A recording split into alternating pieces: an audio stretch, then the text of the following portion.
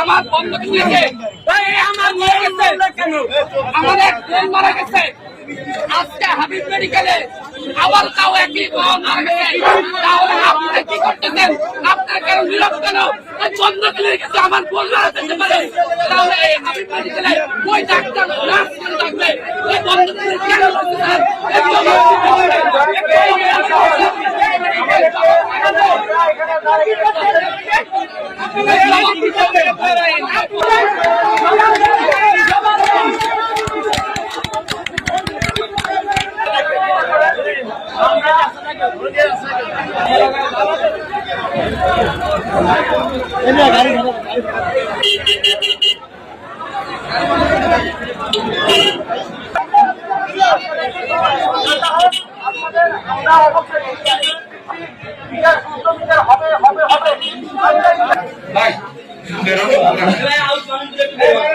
কি করলেন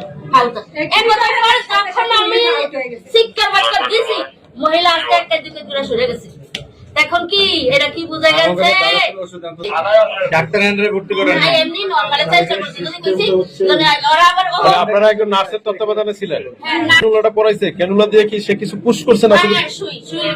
কি পুশ করছে? ইনজেকশন পুশ করার পরে ওটার খোসা আছে, এটা মহিলার হাতে আছে, মহিলা লেগে গেছে।